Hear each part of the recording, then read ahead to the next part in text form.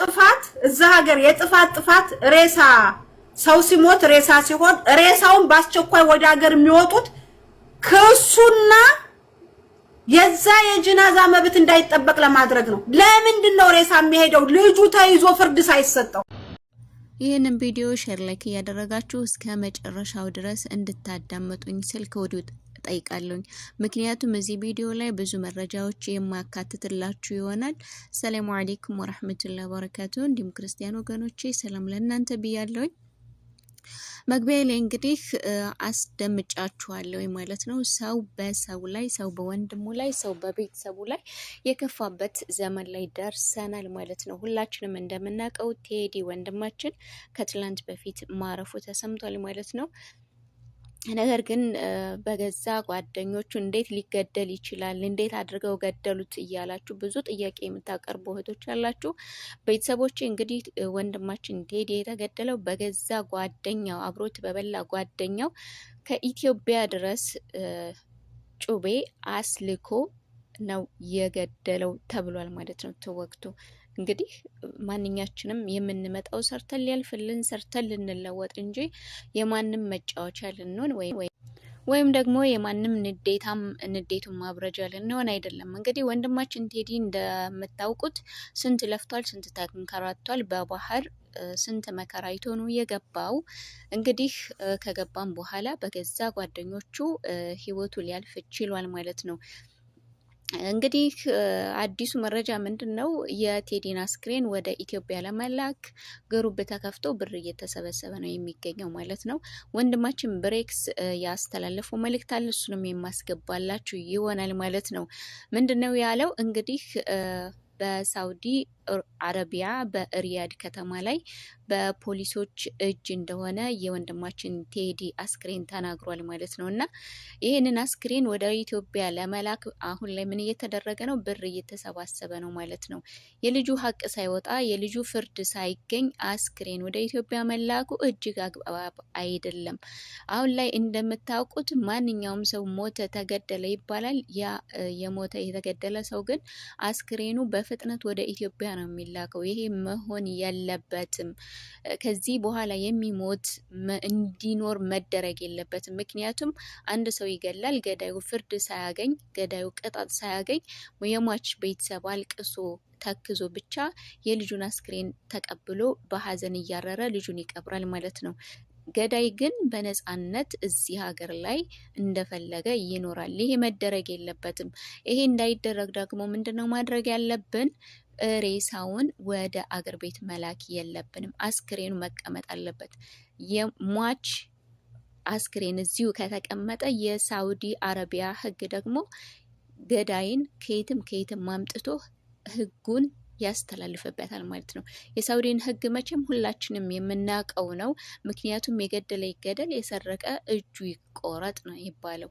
የገደለ መገደል ብቻ ሳይሆን ደግሞ ያለው ቅጣት ሁላችንም የምናውቀው ነው። ስለዚህ የእጁን ማግኘት አለበት። ያው የወንድማችን ቴዲ አስክሬን እንግዲህ እንደሚታወቀው በፍሪጅ ውስጥ ነው። ብዙ መረጃዎች እየወጡ ነው። የወንድማችን ቴዲ አስክሬን ወደ ኢትዮጵያ ገባ፣ ወደ አገር ተላከ እየተባለ ነው። ይሄ የተሳሳተ መረጃ ነው። ገና ነው። የወንድማችን ቴዲ አስክሬን ያለው በፍሪጅ ውስጥ ነው። ገና ነው።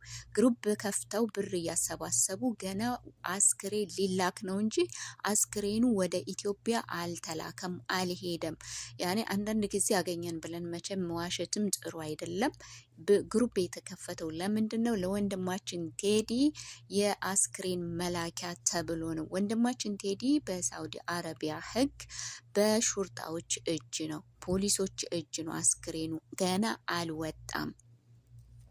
አስክሬኑ እንግዲህ የሚወጣው ምርመራት ተደርጎለት ከተጨረሰ በኋላ ስንት ፕሮሰስ አለው፣ ፊርማ አለው። ፊርማው ከተጨረሰ በኋላ ፈርሞ የሚያወጣው ሰው ኢቃማ ያለው ሰው ኢቃማውን አስይዞ አውጥቶ ወደ ሀገር ይወስደዋል እንጂ ዝም ብሎ ስለሞተ ብቻ አንስቶ ወደ ኢትዮጵያ አይላክም አስክሬን። አንዳንድ ጊዜም መረጃ ባለው ነገር መረጃ ይዘን ብናወራ ጥሩ ነው። እንግዲህ ለቤተሰቡ መጽናናትን እንመኛለን። ቪዲዮውን እስከ መጨረሻ አዳምጡት። ባላችሁበት ሰላማችሁ ይብዛ። ወጥቶ ከመቅረት ፈጣሪ ይጠብቃችሁ። እስኪ ውድ ቤተሰቦቼ አንድ ቪዲዮ ላስደመጣችሁ ማለት ነው። የሰው ክፋት ምን ያክል ርቀት እንደሄደ ያልኩባችሁ ምክንያት አለኝ። እስኪ ይህን ቪዲዮ ከፍትላችሁና አዳምጣችሁ የራሳችሁን አስተያየት ትሰጣላችሁ ማለት ነው። በዚህ ሰዓት ማንም አይታመንም፣ ማንንም አትመኑ ምለው በምክንያት ነው ማለት ነው። የራስ ባል የማይታመንበት ጊዜ ደርሰናል። እንኳን ወንድም አይደለም። ቪዲዮውን አስደመጣችኋለሁ። الله العظيم ورب الكعبة أنا أرسل لك حجر. طيب أنت تودي من سجل لك حجر ما عندي مشكلة. طيب حبيبي الله العظيم والله العظيم محمد رب الكعبة أنا أرسل لك حجر. والله ودي شرط. أنت تبغى فلوس ها أنا أعطيك فلوس من الريال. أوكي موجود الريال معاكم عندي في جد. እንደዚህ ነን በቃ ሚስቱን ለማስያዝ የገዛ ሚስቱን ለማስያዝ ከአረብ ጋር በብርና በሐሽሽ እየተደራደረ ነው። የራሱን ሚስት ለማስያዝ ማለት ነው። ሚስቱን ለማስያዝ በካዕባ የማለ እየተደራደረ ነው። አስቡት ታዲያ ባል ለሚስቱ ሚስት ለባሏ በማትተማመንበት ጊዜ እንዴት ሰው ጓደኛውን አይገልም ብለን ማመን ያቅተናል? በደንብ ነው የሚገለው። ይሄንን ልጅ ለመግደል እንግዲህ ከኢትዮጵያ ድረስ ጩቤ በማስገዛት በማስመጣት ነው ይሄንን ልጅ ነፍሱን ያወጣው ማለት ነው። አስቡት ከአረብ ጋር መደራደር፣ ቤቷ ሄዶ ሚሽዋር ነኝ ብሎ ቤቷ ወርዶ ቀጥ ብሎ ምንድነው ያለው? ወስደህ ስጂን ውስጥ ብቻ አስገባልኝ፣ እኔ የፈለከውን ብርም ብትፈልግ እሰጥሃለሁ፣ እንዲሁም ደግሞ ሀጀር እሰጥሃለሁ። አስቡት እንግዲህ የሚስቱን ከሹርጣ ጋር ተባብሎ ብር ከፍሎ እንዲሁም ደግሞ ሐሺሽ ሰጥቶ ሚስቱን አስይዞ ወደ ኢትዮጵያ ሊልክ አስባችሁታል? አሁን የዚህ ሚስት እንግዲህ የኔ ባል ጥሩ ባል ነው፣ የኔ ባል ጀግና ነው ያለች የምትኖር ሚስት ነች። ያልታደለች ሚስት ማለት ነው። አረ ብዙ እንሰማለን እኮ ብዙ ይሰማል፣ ገና ብዙ ይመጣል። እንዴት አሳልፎ ጭራሽ ለአረብ አሳልፎ እንዴት ይሰጣታል? በብር ተደራድሮ እሷን እስር ቤት ለማስገባት ምን አለ እሱ ራሱ ወስዶ እስር ቤት ቢጥላት፣ ምን አለ ከሹርጣ ጋር ተባብሎ ከአረብ ጋር ተባብሎ ሚስቱን ለጅባ ይሰጣት፣ ምን ችግር አለው? ለነገሩ መስሎት ነው እንጂ ዛሬ አሁን ሚስቱን እሱ ስላስያዘ ከአረቡ ጋር ስለተግባባ እሱ የሚለቀቅ መስሎታል። አይለቀቅም። ምክንያቱም እሱ ይህንን አይነት ነገር እንደሚሰራ ካወቁ ደግሞ እነሱ የራሳቸውን ጓደኛ ልከው ነው የሚያስለቀሙት ማለት ነው። አስቡት። እነዚህ በባህር የሚመጡ ሰዎች ምንም ማሰቢያ የላቸውም የምለው በምክንያት ነው። በባህር የሚመጡ ሰዎች ማሰቢያቸውን ሽጠው በልተዋል።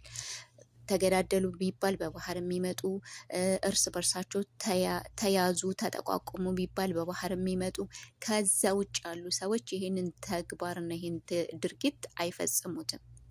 እርግጠኛ ነኝ አይፈጽሙትም። ወንድማችን ቴዲ አብረውት የመጡ በባህር ስንት ስቃይ ያዩ ስንት መከራ ያሳለፉ አብረውት የመጡ ወንድሞቹ ጓደኞቹ ናቸው የበሉት። በባህር የሚመጣ ስንት ስቃይ የሚያይ ስቃይ አልፎ ስንት መከራ አልፎልኝ ሰርቼ ለወጣለሁ ቤተሰቤን እቀይራለሁ የሚል ሰው ነገር ግን እዚህ ንጹሃን ዜጎችን መግደል፣ ንጹሃን ዜጎች እንዲያዙ እንዲታሰሩ እንዲታፈኑ ማድረግ እንጂ አንዳንድ ጊዜ ሳስባቸው ሃይማኖት አልባ ናቸው እንደ ይላለው ማለት ነው። አንዳንድ ጊዜ ሳስባቸው በቃ እነዚህ ሰዎች ሃይማኖት አልባ ናቸው ማለት ነው የምለው። ጭራሽ ሚስቱን አረብ ቤት የምትለፋ የምትደክም የምትወጣ የምትወርድ ለህይወቷ ለኑሮዋ ከፍ ዝቅ የምትል እሱ ግን ከአረብ ጋር ተባብሎ በቃ እሷን እስር ቤት ሊያስገባ እጅግ በጣም ያሳዝናል።